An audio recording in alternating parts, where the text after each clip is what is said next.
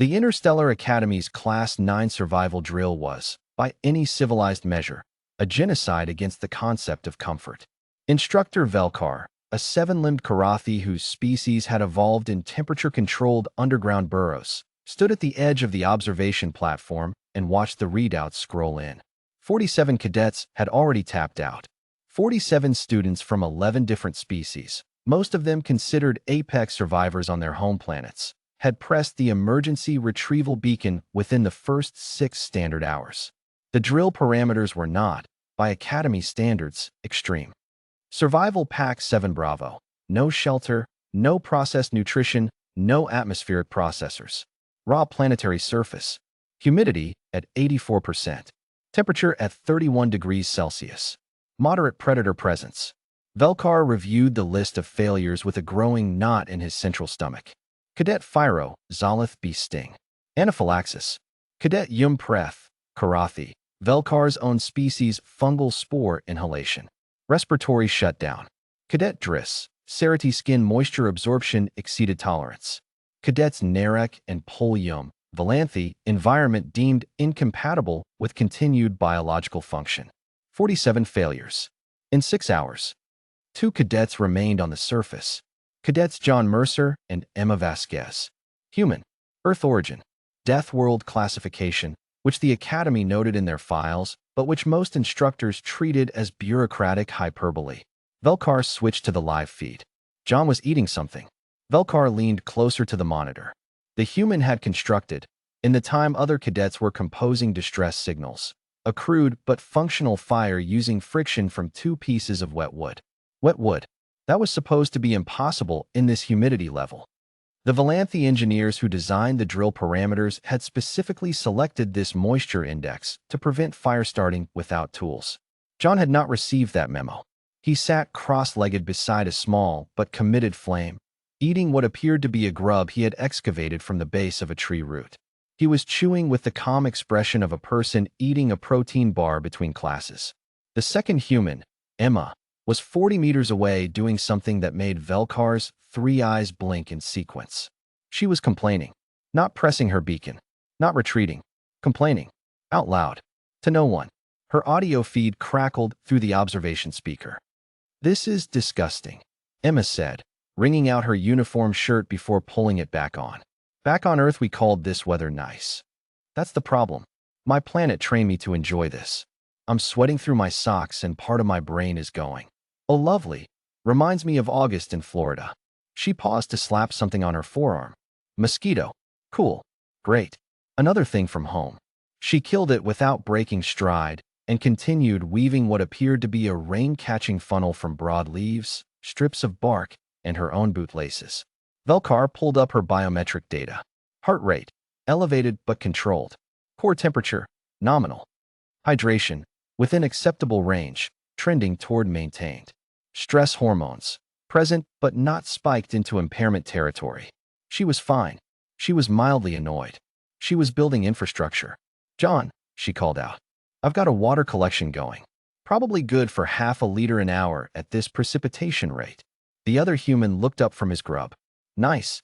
I found a hollow with standing water, but I'm not sure about pathogen load. Boil it. Fire's too small. Then make it bigger." "Yeah, working on it." Velkar sat back in his seat and processed what he was observing. The Zolith cadet had been stung by an insect no larger than a nutrient pellet and had required emergency evacuation within 40 minutes. The human female had been bitten by what appeared to be a functionally identical insect and had killed it with a casual slap while continuing to solve a water problem. He pulled up the human physiological file. The reading was, as always, deeply unsettling. Humans evolved on a planet where the insects could kill you, where the weather could kill you, where the plants could kill you, where the large animals definitely wanted to kill you, and where the small animals were merely waiting for an opportunity. Their immune systems were not protected, they were trained. Their pain tolerance was not exceptional, it was normalized. Their psychological response to hostile environments was not stoicism, it was something stranger and harder to categorize. Adaptation plus nostalgia, the xenopsychology note suggested. Humans experienced difficult environments as difficult, and then immediately began converting that difficulty into memory, identity, and occasionally recreational activity. They went back to the dangerous places on purpose. They paid currency to do it. They called it camping. At hour 14, John found the predator. Or rather, the predator found John, which was a distinction that stopped mattering very quickly. The creature was a Category 3 territorial hunter, a six-limbed ambush predator with chitinous, plating, and a venom delivery system in its forward mandibles. The drill designers had included 2 of them on the surface as the moderate predator presence parameter. They had expected cadets to detect them and avoid them, or in the worst case, activate beacons immediately upon sighting. John did not activate his beacon. From the observation feed, Velkar watched the encounter with increasing physiological distress. The predator charged. John threw himself sideways, grabbed a length of green wood from near his fire, and struck the creature across its sensory cluster with what the impact sensor calculated was approximately 63 newtons of force. The predator recoiled. John did not stop. He struck it twice more in rapid succession, at the joints of its forward limbs where the plating was thinner, with the accuracy of someone who had looked at the thing for 3 seconds and already identified its weak points. The creature retreated. John stood in the clearing, breathing hard, and then shouted, "Emma, there are animals." "What kind?" came the distant reply. "Big. Armored. Backed off, but probably coming back." "Okay. I'm finishing the shelter. Can you relocate the fire?" "How?" "Carry the burning part." A pause. "That seems dangerous." "That's why I said it, not asked it." "Your call." Another pause. And then, improbably, Velkar watched the human pick up a burning branch and carry it across 40 meters of wet jungle, shielding the flame with his own body against the wind, relocating the fire to a more defensible position near Emma's half-constructed lean-to. He did not drop it. He did not burn himself. He had apparently estimated, in the moment, how to hold fire in a way that would not cause him injury. His species had millennia of experience with exactly this problem, and their hands showed the evidence of it in their calluses. At hour 36, Velkar stopped watching the failure list. He watched only the 2 remaining cadets. Emma had completed the shelter, the water collection, and something she called a bug-out protocol, which involved pre-staged materials in 3 different positions in case they needed to move quickly. She was now sleeping, apparently without difficulty, while John kept watch with the fire-hardened stick he had been upgrading incrementally for the past 12 hours into something that was technically a spear. He was humming something quiet. Velkar turned up the audio. It was a song. A human song. Old and simple.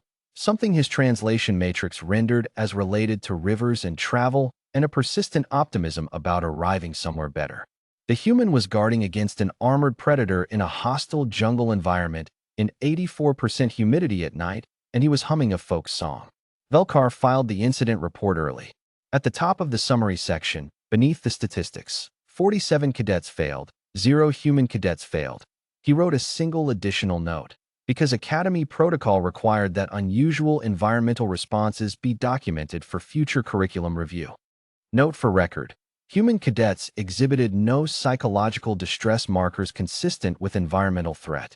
Cadet Vasquez verbally expressed dissatisfaction with humidity levels throughout the drill. Cadet Mercer engaged a Category 3 predator with improvised tools and won. Neither cadet appears to understand that they were supposed to find this difficult. Recommend: update drill parameters for human cadets. Current settings appear to function as mild recreational challenge. Further recommend: do not inform them of this. Based on available data, informing humans that something is considered survivable will cause them to immediately attempt to do it faster. He closed the report and watched the fire burn steadily through the long jungle night, tended by a Deathworld creature who had looked at 36 hours of hostile wilderness and seen, apparently, a camping trip with good stories at the end. Somewhere below, Emma turned over in her improvised shelter, pulled a broad leaf more firmly over her shoulder, and slept like someone who had done much worse. She had. They both had. That was precisely the problem, and also, Velkar was beginning to suspect, the entire point.